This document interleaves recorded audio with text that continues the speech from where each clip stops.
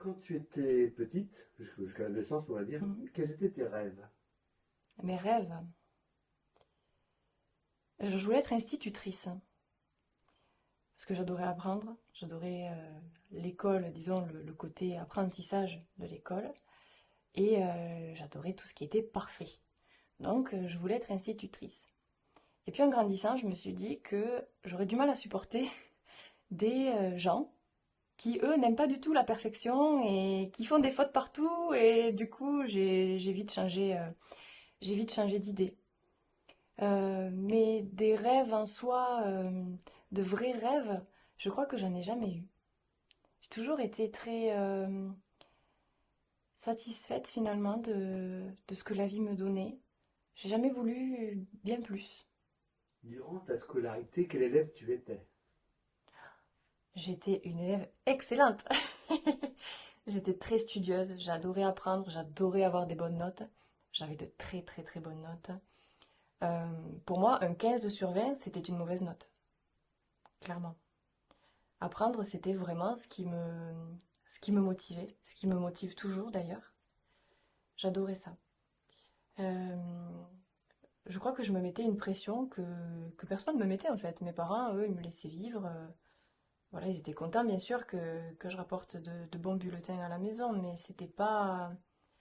Je pense qu'ils auraient aimé même que je relâche un peu et que j'aille vivre d'autres expériences par moi-même, plutôt que rester le nez dans mes livres. Mais les livres, eux, ils sont pas mesquins comme les camarades de classe, etc. Je crois que je me cachais un petit peu là-dedans et que ça me permettait de ne pas affronter mes démons, tout simplement, et peut-être aussi de ne pas me remettre en question, parce que peut-être aussi c'était moi qui avais une attitude peut-être pas sympa, je sais pas trop, on peut pas trop savoir, mais ouais, j'étais une élève très très intéressée, le rêve de tout professeur. Est-ce que tu peux nous dire ton cursus? Oui, donc j'ai fait de la maternelle au collège, j'étais à Metz, voilà, collège Jean Jaurès, le fameux. De là, je suis partie au lycée à Pézenas, où j'ai pris option éco. Donc j'ai fait un bac ES avec option SES. Et comme langue, j'avais pris l'espagnol et l'anglais. Et en parallèle, je faisais LV3 italien par correspondance, de manière à pouvoir le présenter au bac. Vu que j'adorais ça et que j'étais très bonne, je me suis dit que ça me ferait des points supplémentaires. Euh, j'ai eu 20 sur 20 au bac en italien d'ailleurs. Ça, c'était ma fierté, ça, j'avoue, j'étais très très fière. Après le bac, j'ai fait une prépa HEC à Montpellier, à Notre-Dame de la Merci. Franchement, 2 années super difficiles, pas du tout épanouissante personnellement. Ça a été très compliqué à vivre. Alors j'apprenais beaucoup de choses. C'était quelque part c'était ce qui me faisait tenir, c'est que c'était très intéressant au niveau des cours, que ce soit en économie, en philo. Là, j'ai vraiment pu découvrir ce que c'était la vraie philo, parce que en terminale, je ne sais pas si c'est que les professeurs sont mauvais ou que le programme est mal fait, mais voilà, ça n'avait vraiment rien à voir. Donc là, je me suis mise à aimer la philosophie. Et du coup, après ces 2 ans de prépa, j'ai passé les concours des écoles de commerce et j'ai été admise à Audencia à Nantes, qui était très très bien classée à l'époque. Je crois qu'elle était septième sur le classement français. Oui, alors une école de commerce, c'est très cher. C'est à peu près 8 000 € l'année. À côté de ça, il faut payer le logement, la nourriture, voilà, toutes les charges. Euh, et on n'a pas forcément le temps de travailler à côté de l'école de commerce. Donc, c'est soit les parents qui subissent le coût total, soit on souscrit un prêt étudiant à taux zéro en général et qu'on rembourse par la suite. Mes parents n'ont pas voulu que je démarre dans la vie avec un crédit sur le dos, donc ils ont travaillé beaucoup pour, voilà, pour me payer l'école de commerce. Et quand je me suis réorientée, j'ai eu beaucoup de culpabilité à cause de ça. Parce que je me suis dit que justement, j'aurais pu trouver un travail qui paye beaucoup et les rembourser. Là, j'ai laissé tomber l'idée de les rembourser un jour. Du coup, quand ils ont un petit bobo, je leur fais une séance de réflexologie. Des fois, je leur fais des gâteaux. Enfin voilà, j'essaye de les rembourser en amour. Et je pense que qu'ils y trouvent aussi leur compte. En fait, j'ai fait ces études-là par dépit. Vu que j'étais toujours très bonne à l'école et que je savais pas du tout ce que je voulais faire, j'ai pris une option qui finalement me laissait toutes les portes ouvertes. Et même à la fin de l'école de commerce, honnêtement, je savais toujours pas ce que je voulais faire. Donc je suis partie dans la communication parce que j'étais bonne en écriture, en rédaction. Donc c'était quelque chose qui me semblait finalement, oui, la chose la moins éloignée de ce qui me définissait quelque part.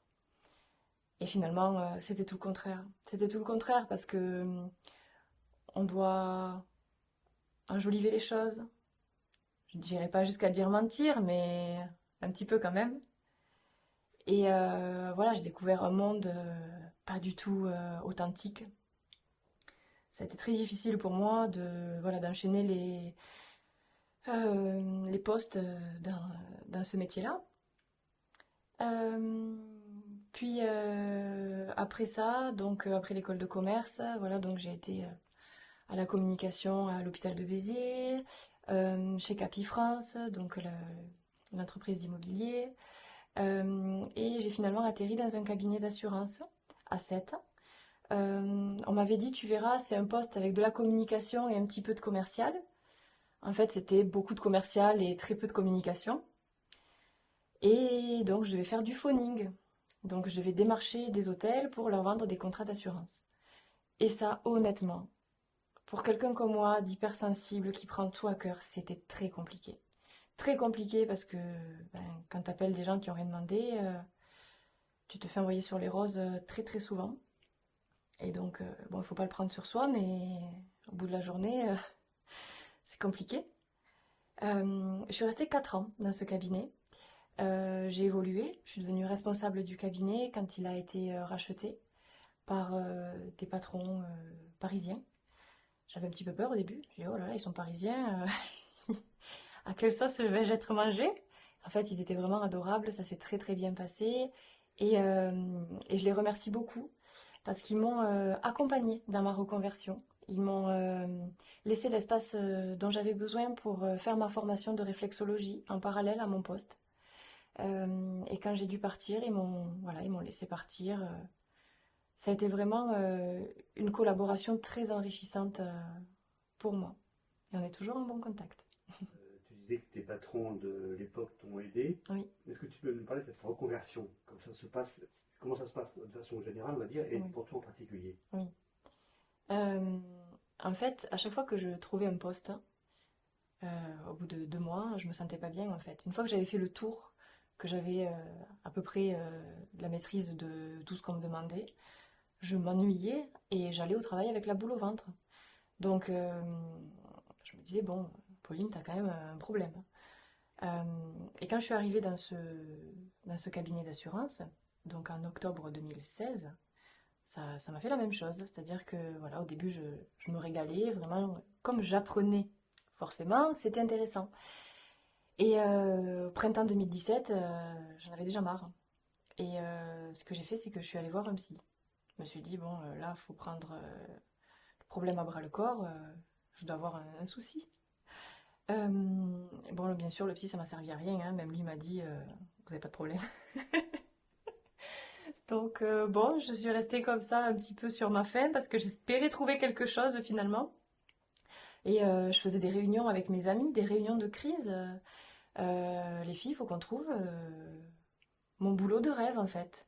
Donc, on se réunissait à plusieurs, je faisais des gâteaux, des madeleines, et on faisait des listes de métiers qui pouvaient me convenir. Alors, ça partait vraiment dans tous les sens, hein. Il y avait du garde forestier, brocanteur, enfin, c'était tout et n'importe quoi. Et finalement, s'est présentée l'opportunité. On m'a dit en fait qu'il y avait un réflexologue à Metz qui s'appelle Harry Paula, qui souhaitait dans quelques années partir à la retraite et laisser sa clientèle à quelqu'un de confiance pour pas que les gens se retrouvent tout seuls. Du coup, j'ai pris contact avec lui, on a échangé et finalement, du coup, je me suis inscrite à la formation à Paris. C'est une école qui est reconnue par l'État. Donc en France, il n'y a que 4 écoles de réflexologie qui sont reconnues par l'État. Pour moi, c'était important, ça donnait un gage de sérieux pour les gens que je reçois. Et du coup, bon, bien sûr, avant de m'inscrire, j'en ai parlé à mes patrons. Je leur ai dit, voilà, vous savez que je veux pas faire ma vie dans l'assurance, que j'ai beau le faire très bien, c'est pas ce qui nourrit mon âme. Voilà, j'ai trouvé ça, je voudrais faire la formation. La formation se passe sur tant de temps, ça va impliquer ça, ça et ça. Euh, Est-ce que vous êtes OK? Et j'avais besoin de leur autorisation écrite. Ils ont réfléchi, ils m'ont dit OK, on va pas t'empêcher de faire ce qui te rend heureuse, fais-le. Et après, ils ont été vraiment adorables parce que du coup, je devais monter à Paris une fois par mois sur une période de 4 à 6 jours. Et du coup, je restais un jour de plus. Donc, j'avais travaillé avec un des deux patrons à Paris et ils me payaient le billet de train aller-retour. Vu que je travaillais avec eux un jour ou deux au cabinet là. Donc, ça m'a permis déjà financièrement, voilà, de pas penser au billet de train et de payer simplement ma formation. Et après, j'étais censée partir au printemps 2020. J'ai eu mon diplôme 14 février 2020. Je vais partir au printemps, mais avec le Covid, ils avaient vraiment besoin de moi. Au niveau des assurances, on a vraiment énormément travaillé. Ça a été une période vraiment chaotique. Et du coup, je suis partie le 5 mars 2021. Mais j'avais déjà créé mon cabinet en parallèle au 1er septembre 2020. Donc déjà, le soir, après mon travail d'assureur et puis les week-ends aussi, je faisais déjà des consultations. Qu'est-ce que tu veux dire, cette liberté que tu as gagnée ou que tu as créée? Ça a été salutaire. En fait, c'est quelque chose, la hiérarchie, qui m'a toujours dérangée. Euh, Autant j'ai adoré énormément de professeurs à l'école, autant quand il y en a un qui me semblait pas légitime, parce que pas assez compétent, à mon sens, hein, voilà, je suis pas là pour juger, mais c'est vraiment quelque chose de très subjectif. J'avais beaucoup de mal à participer à son cours. Mais bon, c'était l'école, on se pliait, voilà. Pareil pour les différents postes que j'ai pu occuper, ça m'est arrivé d'avoir des chefs incompétents. C'était très dur à vivre. Honnêtement, très très dur à vivre. Parce que ben, on peut rien leur dire, parce que sinon on se fait taper sur les doigts. Et du coup, on est obligé de faire des tâches erronées, entre guillemets. Et très compliqué de ne pas pouvoir dire ce que je ressentais. Du coup, là maintenant, le problème se pose plus. Et je me gère toute seule. Et c'est vraiment une liberté dans ma vie professionnelle, mais également dans ma vie tout court. C'est-à-dire que j'organise moi-même mes rendez-vous suivant mes disponibilités.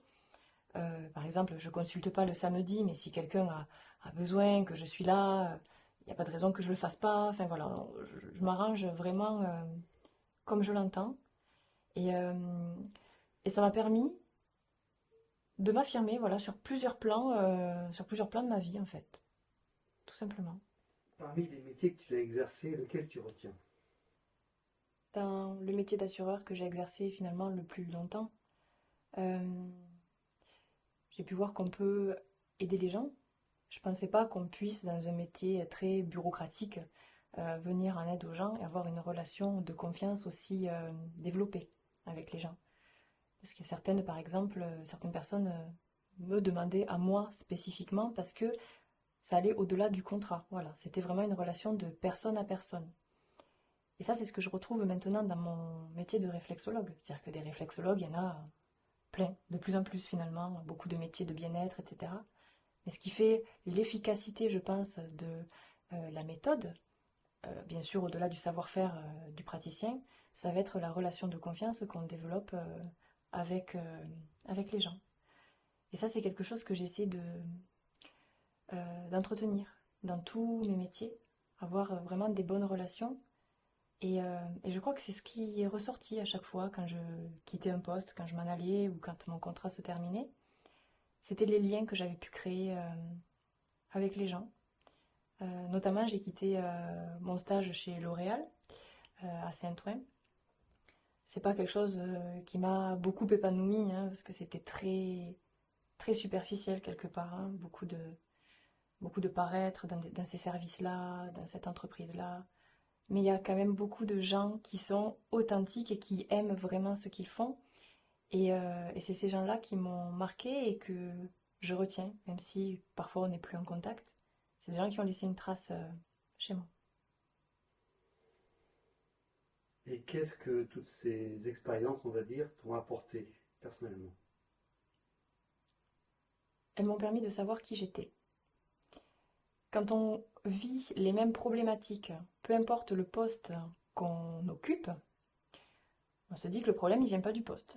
Le problème, si problème il vient de soi. Donc c'est à ce moment-là qu'on fait une véritable introspection. Parce que c'est facile de dire, ah bah oui, mais les patrons ne sont pas sympas, l'équipe est nulle, le boulot m'intéresse pas.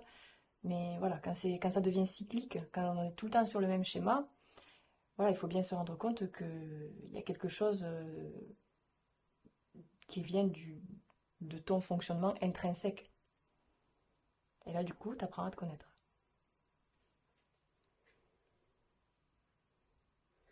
Est-ce que tu peux nous raconter un moment de grande satisfaction professionnelle?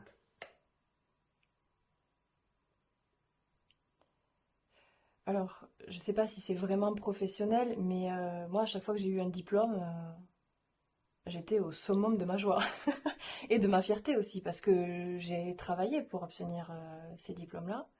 J'ai eu le bac avec mention très bien. J'ai tellement pleuré que quand je suis arrivée vers ma mère, elle a cru que je l'avais pas.